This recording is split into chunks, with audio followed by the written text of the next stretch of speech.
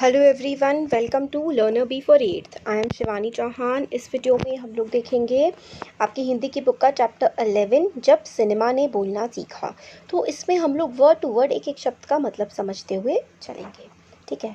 वे सभी सजीव हैं, सांस ले रहे हैं, 100% बोल रहे हैं। 78 मुर्दा इंसान जिंदा हो गए, उनको बोलते बातें करते देखो। देश की पहली सवाक बोलती फिल्म आलम आरा के पोस्टरों पर विज्ञापन की ये पंक्तियाँ लिखी हुई थी। तो कलर चेंज कर लेते हैं, चलिए रेड ले लेते हैं। ठीक है।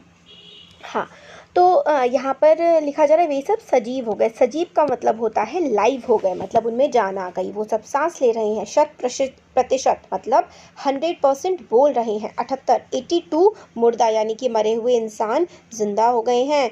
उनको बोलते देखो, बातें करते देखो। और देश की पहली ऐसी मूवी जो कि पहले मूवी बनी थी बट वो बोलती नहीं थी, मतलब इशारों करके समझाया जाता था। तो पहली बोलने वाली मूवी जो है आलम आरा के पोस्टर वगैरह लगते हैं ना, तो उसका जो पोस्टर था उस पर ये चीज़ें लिखी हुई थी।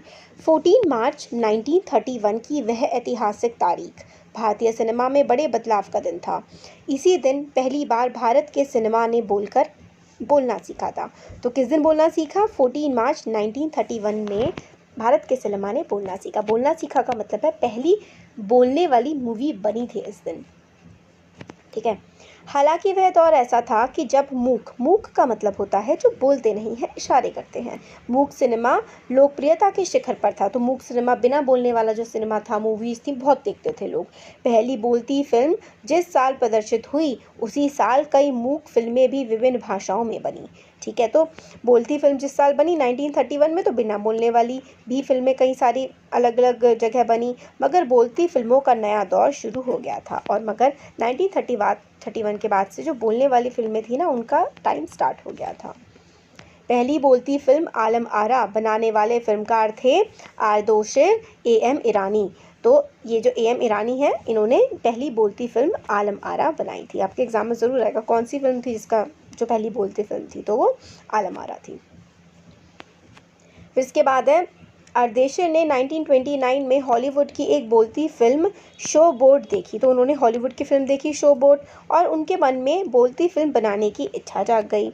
पारसी रंगमंच के एक लोकप्रिय नाटक को आधार बनाकर उन्होंने अपनी फिल्म की पटकथा बनाई। पटकथा होती है स्क्रिप्ट। तो पारसी एक कोई होगा उनका थिएटर वगैरह, उसके बेसिस पे लेकर के उन्होंने अपनी फिल्म की स्क्रिप्ट बनाई। इस नाटक के कई गाने ज्यों के त्यों फिल्म में ले लिए गए। तो जो वो नाटक होता था उसके कई सारे गाने ऐसे ही मूवी में ले लिए गए। एक इंटरव्यू में आदेशर ने उस वक्त कहा था, हमारे पास कोई संवाद लेखक नहीं था, गीतकार नहीं था, संगीतकार नहीं था। इन सबकी शुरुआत होनी थी। तो कोई गीतकार, कोई गाने वाला नहीं था, कोई सिंगर नहीं था। देखिए आज से लगभग 90 साल पहले 1931 है ना, कोई सिंगर नहीं था, कोई म्यूजिशियन, कोई डायरेक्टर, ये सब नहीं थे, है ना। तो आदेशर ने फिल्म के गानों के लिए स्वयं की धुनें चुनी। अपने मन से उन्होंने अपनी जो मूवी बनानी थी उसकी ट्यून्स चुन ली। फिल्म के संगीत में महज 3 इंस्ट्रूमेंट्स थे। एक तो तबला था, एक हारमोनियम था और एक वायलिन का इस्तेमाल किया गया। आलम आरा में संगीतकार या गीतकार के स्वतंत्र रूप से किसी का नाम नहीं डाला गया। तो मतलब किसी का नाम संगीतकार के रूप में नहीं डाला गया है। इस फिल्म के पहले पार्श्व गाता मतलब प्लेबैक सिंगर बने WM खान। तो WM खान इसके प्लेबैक सिंगर बने। पहला गाना था दे दे खुदा के नाम पर प्यारे अगर देने की ताकत है। ठीक है, ये पहला गाना था। आलम आरा का संगीत उस समय डिस्क फॉर्म में रिकॉर्ड नहीं किया जा सका। फिल्म की शूटिंग हुई तो साउंड के कारण ही इसकी शूटिंग रात में करनी पड़ती थी। ठीक है। मूक युग की अधिकतर फिल्मों को दिन के प्रकाश में शूट कर लिया जाता था, मगर आलम आरा की शूटिंग रात में होने के कारण इसमें कृत्रिम प्रकाश व्यवस्था करनी पड़ती, मतलब लाइट्स वगैरह। पहले तो जो मूक फिल्में होती थी, क्योंकि साउंड अलग से डालनी नहीं पड़ती थी तो दिन में शूटिंग हो जाती थी, पर इनको साउंड अलग से डालनी थी तो इनको रात में शूटिंग करनी पड़ती थी, तो ये लाइट्स लगा के करते थे। यहीं से प्रकाश प्रणाली बनी जो आगे फिल्म निर्माण का ज़रूरी हिस्सा बनी। तो मतलब लाइट्स, कैमरा, एक्शन, है ना, तो वो काफ़ी इम्पोर्टेंट पार्ट बन गया मूवीज़ बनाने का। आलम आरा ने भविष्य के कई स्टार और टेक्नीशियंस तो दिए ही, आदेशर की कंपनी तक ने भारतीय सिनेमा के लिए 150 से अधिक मूक और लगभग 9 सवाक मतलब बोलने वाली फिल्में बनाई। तो कितनी सारी मूवी इन्होंने बनाई हैं। आलम आरा का पोस्टर है, देखिए। Alam Ara film Arabian nights जैसी फैंटेसी थी। जैसे अरेबियन नाइट्स है ना, फैंटेसी होता है, मतलब जो एक्चुअल में नहीं हुआ है, एक सोच के मनगढ़ंत कहानी, ऐसे ही आलम आरा भी थी।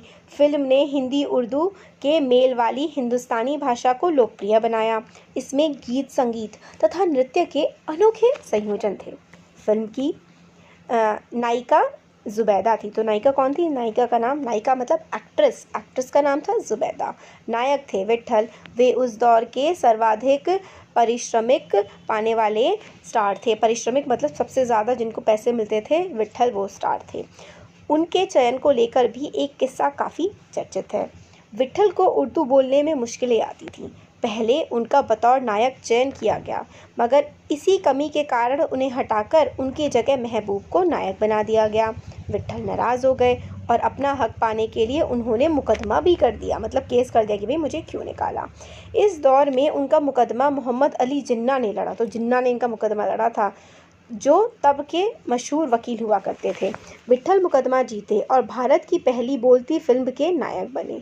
उनकी कामयाबी आगे भी जारी रही। मराठी और हिंदी फिल्मों में वे लंबे समय तक नायक और स्टंटमैन के रूप में अपना सक्रिय रहे, मतलब काम करते रहे। इसके अलावा आलम आरा में सोहराब मोदी, पृथ्वीराज कपूर, जो बाद में जाकर के बहुत फेमस हुए ना, पृथ्वीराज कपूर, याकूब और जगदीप सेठी जैसे अभिनेता भी मौजूद रहे। आगे चलकर जो फिल्म उद्योग के प्रमुख स्तंभ बने, मतलब काफ़ी इम्पोर्टेंट इन लोगों ने अपने रोल प्ले किए। यह फिल्म 14 मार्च 1931 को मुंबई के मैजेस्टिक सिनेमा में प्रदर्शित हुई। फिल्म 8 हफ्ते तक हाउसफुल चली और भीड़ इतनी उमड़ती थी कि पुलिस के लिए नियंत्रण करना मुश्किल हो जाया करता था। समीक्षकों ने इसे भड़कीली फैंटेसी फिल्म करार दिया, मगर दर्शकों के लिए यह फिल्म एक अनोखा अनुभव थी। यह फिल्म 10,000 फुट लंबी थी और इसे 4 महीनों की कड़ी मेहनत से तैयार किया गया था। तो उस यार, मतलब चाहे बेकार हो चाहे अच्छी हो, पहली बार जो मतलब बोलती हो इतनी अच्छी, मतलब पहली बारी फिल्म जो देखेगा उसको तो अच्छी ही लगेगी ना, बस ये वाली बात होती थी, है ना। सवाक मतलब बोलने वाली फिल्मों के लिए पौराणिक कथाओं, पारसी रंगमंच के नाटकों, अरबी प्रेम कथाओं को विषय के रूप में चुना गया। इनके अलावा कई सामाजिक विषयों वाली फिल्में भी बनने लगी, सोशल इश्यूज़ पर भी मूवीज़ बनने लगी। ऐसी ही एक फिल्म थी खुदा की शान। इसमें एक किरदार महात्मा गांधी जैसा था।